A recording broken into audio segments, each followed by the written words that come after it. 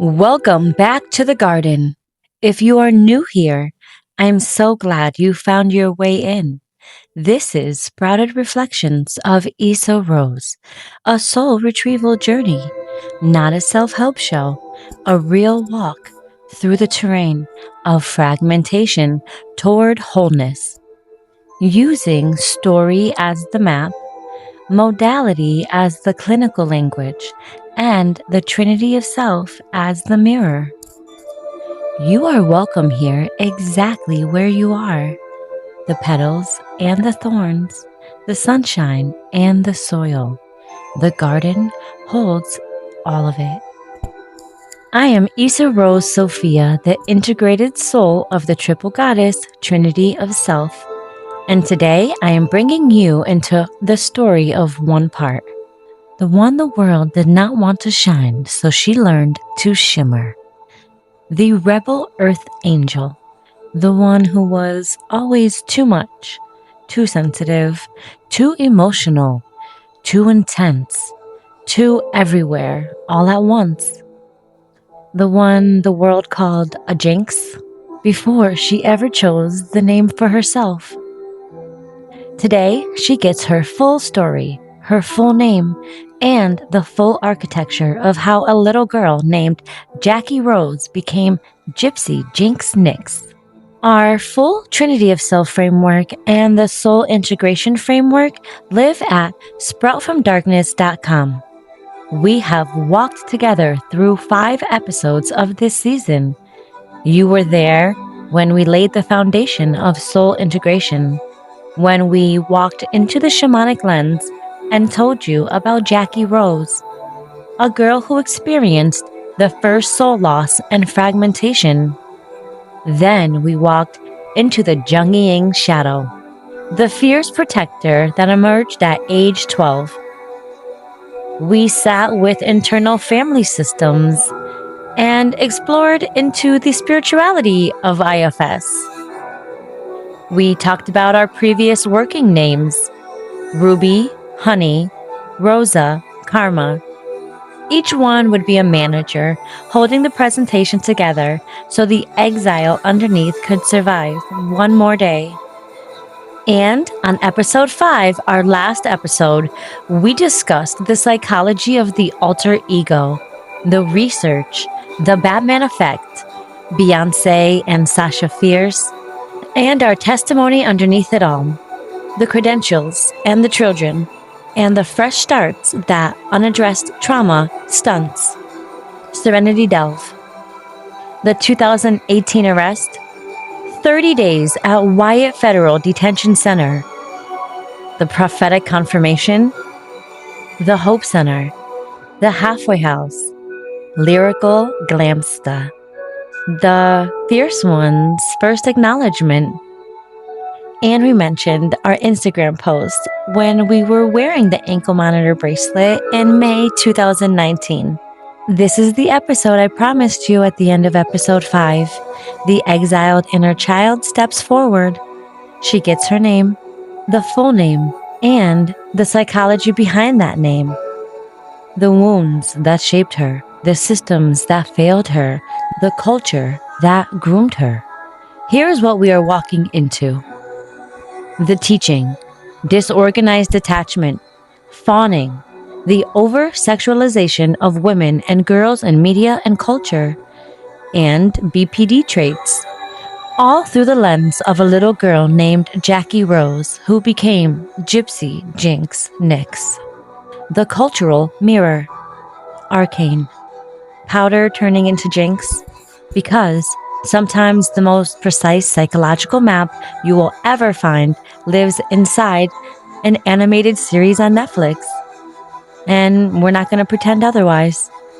The origin story of Jypze Jinx Nyx, the great-grandmother from Calabria, Italy, the nomad years, the earth angel in the Instagram DMs, the prophetic encounter on my birthday during a global pandemic, and January 2021, when a hand-drawn sunflower on a tank top asked the world, "What is a goddess?" If you have journals, get them ready. The 31-day Soul Spiral Journal and our free 7-day Soul Retrieval Journal are both available at sproutfromdarkness.com and the Gypsy Emporium on Amazon. If this is your first time in the garden, subscribe and join us in our Facebook community at Sprouted Soul Reflections. I am Isa Rose Sophia. The full ecosystem lives at sproutfromdarkness.com. All right, let's grow. We're going to start with a little girl. Not me, not yet. A fictional one. Because sometimes fiction holds the clinical truth more precisely than a textbook ever could. Her name was Powder. If you have watched Arcane, the animated series based on the League of Legends universe, you know exactly who I'm talking about. And if you have not, stay with us because what I'm about to describe is not really about an animated character. It is about a psychological profile. It is what happens to a fragile, creative, deeply loving child when the people who were supposed to protect her make her feel abandoned, and what she becomes in the wreckage. Powder was originally a sensitive, inventive, desperately loving little girl, orphaned, adopted, trying with everything she had to belong, to contribute, to be enough. Her attempts to help her family backfire catastrophically. Her sister, the one person she anchors to, abandons her in a moment of mixed emotions. And while Powder was left in that abandonment, in walks Silco, the enemy of everything she loved.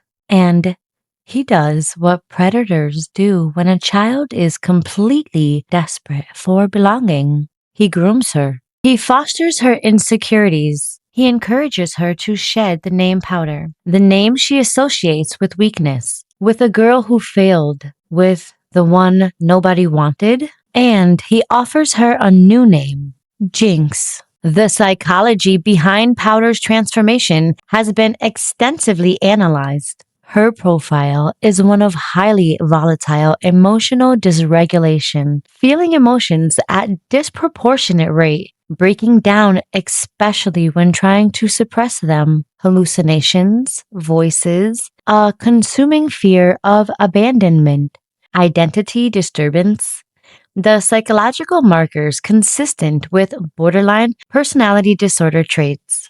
And underneath all of it, a genius, a creator, a gifted child whose intelligence was so enormous it had nowhere to go but into the wound. I want us to hold that profile for a moment because we are going to come back to it.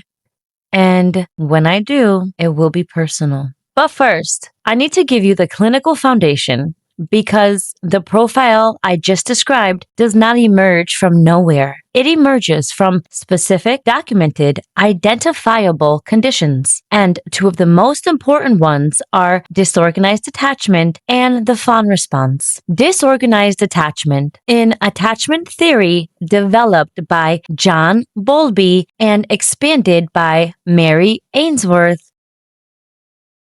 Secure attachment develops when a caregiver is consistently present, responsive, and safe. The child learns the world is reliable. People can be trusted. I am worthy of care. When the caregiver is simultaneously the source of comfort and the source of fear, when the person who is supposed to protect you is also the one who hurts you, abandons you, betrays you, or is simply too broken themselves to show up, the child's nervous system is caught in an impossible bind. They need to move toward the caregiver for safety, and they need to move away from the caregiver for survival. Approach and avoid at the same time is disorganized attachment.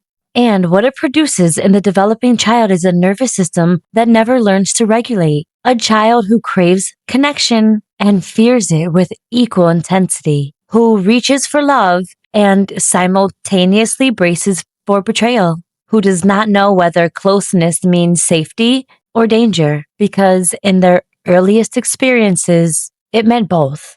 Disorganized attachment is the relational foundation of complex trauma. It is what lives underneath the working names, the masks, underneath the adult industry involvement, underneath the pattern of attaching to people who cannot fully hold you, and then being devastated again and again when they let you go. This is not a character flaw. This is a nervous system doing exactly what it was wired to do. And out of disorganized attachment, especially in girls, who have been exploited, especially in girls who never received the intervention or the safe adult they needed, results the fawn response.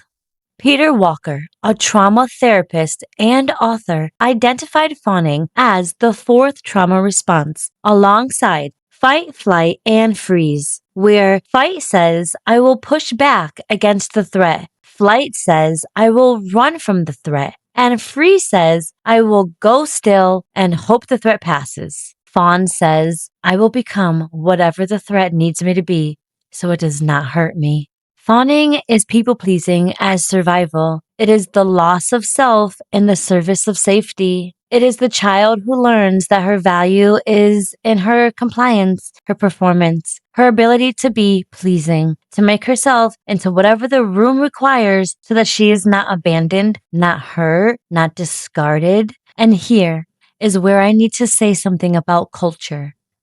Because fawning does not only develop in individual families, it is also cultivated deliberately, systematically by the broader culture that surrounds girls as they grow.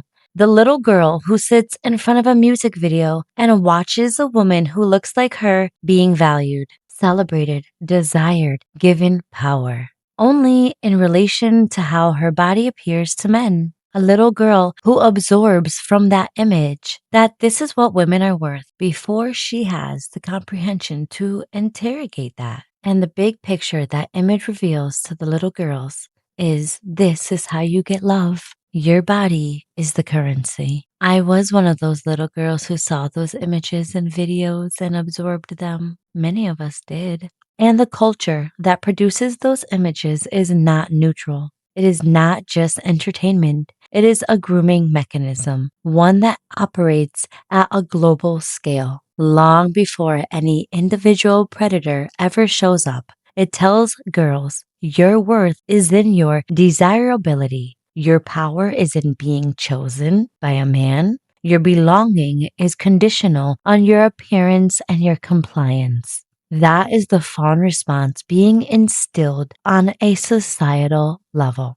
And for the girls who are carrying disorganized attachment, girls who have never had a reliable source of unconditional belonging, that message lands in soil that is already rocky terrain to receive it. Because if the message from childhood was, you have to earn love, you have to perform to be kept, you are only safe when you are useful, then the message is just a louder version of what the nervous system already knows. Now, let's bring Powder back. A fragile, creative, loving child, orphaned, desperately trying to earn her place, groomed by someone who saw her need for belonging and exploited it. Given a name that was not a reclamation, she became what the environment handed her and called survival. She became Jinx. And now let's talk about Jypze Rose.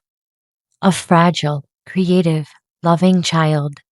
A little girl with more sensitivity than the world around her knew how to hold. Absorbing from the music videos, the media, the messaging, modeling an image of what women were worth societally, what belonging looked like. A child who learned to fawn before she had a word for it. A child who would one day be diagnosed with the psychological profile the clinical world calls borderline personality traits. The emotional dysregulation, the fear of abandonment, the identity disturbance, the intensity of connection, and the devastation of disconnection. Not because something was wrong with her at the core, because something was wrong with what happened to her. Borderline personality disorder. Let's sit with this term for a moment, because it was not the first label I was given. As we mentioned in a previous episode, the first one came around age 12, oppositional defiant disorder.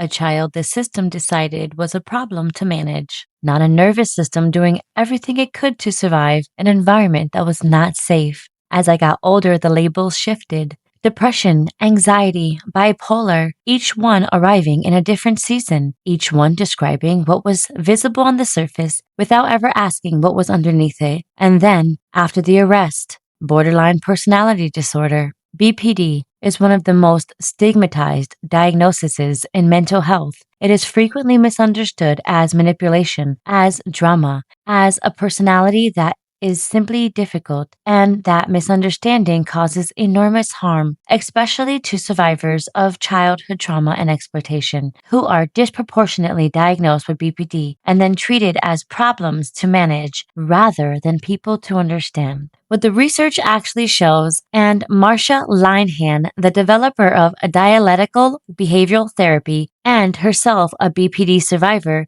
have been clear about this. BPD is fundamentally a disorder of emotional regulation that develops in response to an invalidating environment. A child whose emotional experience is consistently dismissed, minimized, punished, or ignored does not learn to regulate. They learn to amplify, because amplification was the only thing that ever got a response. Or they learn to suppress, because suppression was the only thing that kept them safe. And the oscillation between those two extremes is the hallmark of BPD. It is not a broken personality. It is a nervous system that never got what it needed to develop. And there is something else worth naming here, because BPD does not always look like the way the textbook describes it. My presentation is what clinicians call quiet BPD, sometimes called silent BPD. The dysregulation turns inward rather than outward. The storm becomes internal. The compliance was the symptom, the fawning, the suppression, the disappearing into whatever the room required. That was the BPD, not the explosion. The world saw a child who was oppositional at 12. It never saw the one underneath who had learned to go quiet. And every single label I was ever given, from ODD at 12 to BPD after the arrest, was the clinical world circling the wound without ever naming it itself. And here's the arcane parallel that I cannot move past. Powder became Jinx, not because she was bad, not because she was broken at the core, but because the environment, the loss, the abandonment, the grooming, the chaos gave her no other option. And the name Jinx was not just a name, it was an identity spoken over her like a curse, assigned by someone else's agenda that she turned into a crown. Jypze Rose became Jypze Jinx Nyx. What I want to tell you today is where her name actually came from, because the name Jypze Jinx Nyx did not arrive in one moment. It arrived in layers. It arrived through lineage, through my great-grandmother who crossed an ocean, through nomad years and Greyhound bus tickets and prophetic strangers, and a sunflower drawn by hand on a tank top. It arrived the way integration always does, slowly, and then all at once. Let's start at the beginning. My great-grandmother's name was Rose Panetti. She immigrated here from Calabria, Italy. They called her Gypsy Rose because she was always moving, always traveling, always in motion. She could not be contained by one place. When Jypze Rose was born, her middle name was given in honor of her great-grandmother, Rose Panetti. A thread of lineage sewn into a name right from birth. That gypsy spirit, I've had it since a teenager, living like a nomad, disappearing to random cities, then calling my Nana to give me a bus ticket back home because she worked at Peter Pan Greyhound, and little Lucia took total advantage of that. I was always in motion, always between places, always somewhere between who my soul always knew I was and who I was becoming. And when I was choosing a name for that part of me, the wandering one, the rebel earth angel, the one who could never quite be pinned down, it was not going to be Gypsy Rose, not with that whole scandal, not with someone else's story already attached to it. So I took the gypsy spirit and made it mine. Jypze, Gypsy. And that was the first layer. The second layer came in 2019. I was at the halfway house. on the bracelet, early in recovery, still figuring out who I was on the other side of everything that had happened. And I met someone through Instagram, a fellow Earth Angel, a messenger of the divine. I never met him in person, but he carried wisdom that was prophetic. His name is Bliss, and he suggested the name Nyx, Nyx, the Greek goddess of the night, ancient, primordial, one of the first beings to exist before even the gods, powerful enough that even Zeus feared her, the one who holds the threshold between what has been and what is coming. Jypze Nyx was born in my Instagram messages. The first time I introduced myself to someone as Jypze Nyx was September 16th, 2020. And then, 3 days later, September 19th, 2020, my incarnation anniversary, my birthday, a Nigerian priest connected with me on Facebook. He practiced Yoruba. I thought at first it might be a scam. I want to be honest about that, because that is the real version of the story. But when I mentioned that it was my birthday, something shifted. He said, "Ah, that is why the ancestors are so adamant about getting this message out." He told me something that I'm going to hold lightly here, because the full confirmation of it belongs to a different bloom in this garden. But what he spoke that day planted a seed. He said, "You are the daughter of Yeyé Oshun." I did not fully know what that meant yet, and I did not have that confirmation at that time, but it would come later, around the time of my rebirth, around Inanna's descent and resurrection, Easter weekend 2024. But the seed was planted on my birthday in 2020, in the middle of a global pandemic, by a stranger who found me on Facebook and told me the ancestors were urgent, because 2020 was its own chapter. The world was in chaos. I was in chaos. The identity I was trying to build kept shifting under my feet. I deleted content. I second-guessed everything. And I was still in the thick of the relationship, the one we know as the flame, the fierce one, lyrical glamsta, the part of the story whose full naming comes next episode. More adversity, more tug of war, more of the pattern I did not yet have the language to name. And through all of that, Jypze Nyx was still forming, still gathering herself through the fragments. Back to January 19th, 2021. I was wearing a tank top, and someone made a hand-drawn graffiti-style art of a sunflower and the name Jypze Nyx. I wore it, I posted it, and the caption asked, "What is a goddess?" The world saw her name for the first time. Not yet the full story, not yet the Trinity, or the soul integration framework, or any of what has been built since. Just the name on a shirt. And then A Light in the Darkness launched. The debut post, the podcast, the YouTube.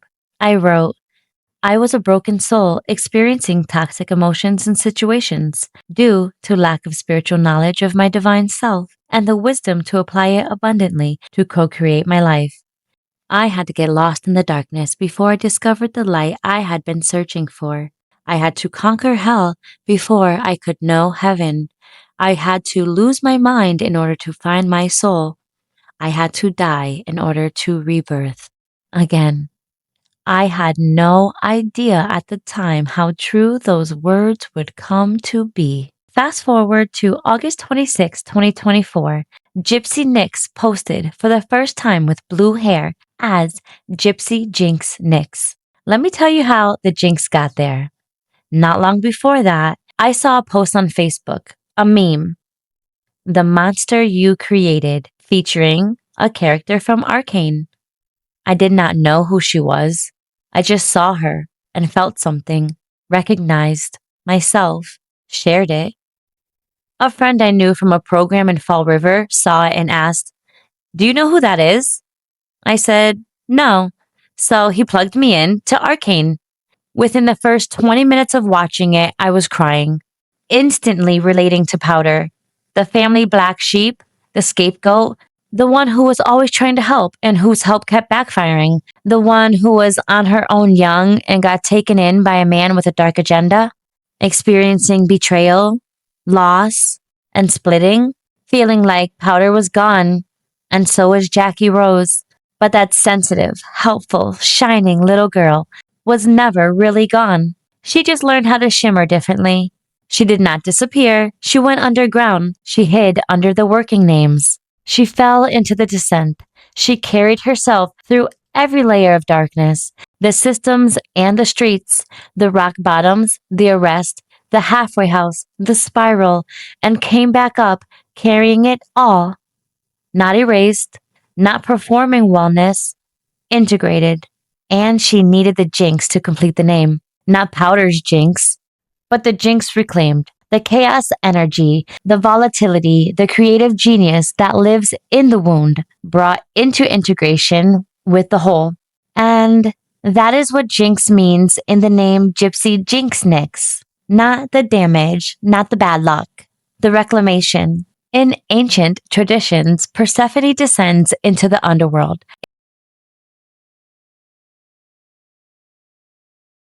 And Nana goes through the 7 gates, arriving stripped of everything, every esoteric teaching about the descent, the darkness that feels like death that is actually transformation, the going down that is the only way through to the coming up. I lived that descent. I had no idea when I was in it that it was in a sacred sense. I just thought I was drowning. I thought I was going through spiritual warfare. I didn't know I was going through an initiation. And there would be more darkness after the halfway house, after the Ava house, after the first naming. Chapters still to come in this season where the darkness deepened again before the integration fully took hold. But I conquered it, and I integrated it. And I would have no idea what the venture would unfold to be. If you are still here, drop a comment. Tell us where you are. You do not have to share your whole story in your soul retrieval journey. Even one word. The garden is listening. And if this episode resonates with you, share it with someone who needs to hear that the darkness shows the stars. Let's bring the testimony and the teaching together. Powder became Jinx because the environment gave her chaos, and called it identity because someone exploited her need for belonging, because the trauma-induced split was never met with integration, only more chaos, more abandonment, more distortion. Jackie Rose became Jypze Jinx Nyx, eventually, painfully, slowly, with integration. But because the fragments that separated during the unbearable moments were recognized, named, and called home, because the exile was not erased or medicated into silence. The Jinx in Jypze Jinx Nyx is not a diagnosis. It is not a warning label. It is not the world's assessment of a dangerous child. It is reclamation. It says, I know what I came through. I know the chaos that shaped me. I know the attachment wounds and the fawn response and the emotional dysregulation and the fear of abandonment and the identity disturbance. I know the cultural grooming and the individual exploitation and the systems that failed me and the legal records that defined me and the names I wore to survive rooms that never should have required surviving. I know the great-grandmother who crossed an ocean and never stopped moving. I know the nomad years and the Greyhound tickets and the DMs where a stranger handed me a goddess name in the beginning of my recovery. I know the birthday prophecy in the middle of a pandemic. I know the sunflower and the tank top and the question it asked the world. I know all of it, and I'm naming it on my own terms. Gypsy, the rebel earth angel, the wandering one, the great-grandmother's spirit reclaimed. Jinx, the rebirth chaos, the wound that became wisdom. Nyx, the primordial goddess, the sovereign soul of the night. So that is the shine of the Trinity, the one that shimmers. And for anyone listening right now who recognizes themselves in Jackie Rose, in Powder, in the little girl who absorbed the wrong messages about what she was worth, in the nervous system that learned to fawn before it learned to feel, in the identity that was assigned by someone else rather than claimed by your own integration, your Jinx is not your damage. She is your survival genius waiting to be integrated. She does not need to be erased. She needs to be reclaimed. That is the inner tending of our garden. If this seed sprouted, like the video, it tells the algorithm this kind of content matters. And it does. And so do you. The name Jypze Jinx Nyx the rebel earth angel, the exiled inner child, the great grandmother's wandering spirit resurrected, the goddess named in DMs by a stranger who saw her as a lighthouse, the one whose Jinx energy became a rebirth. She did not arrive quickly. She arrived through years of a spiral, through every working name, and here she is now. This week's reflection prompt: what is the Jinx in you? Not the damage, the part that was shaped by chaos and called dysfunctional. What does that actually carry? What genius lives in the wound? And what name, what part has been waiting for you? Sit with that.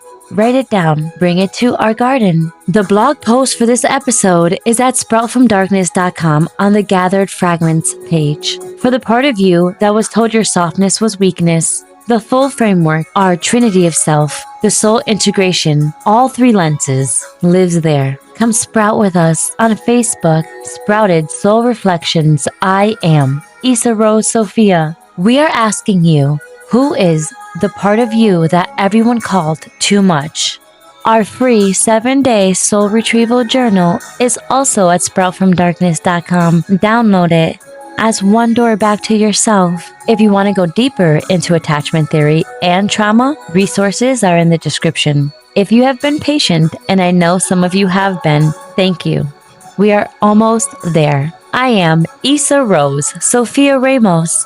This is Sprout from Darkness, Soul Purpose Retrieval, Overcoming Unaddressed Trauma. We are building something together in our garden. We'll see you next episode.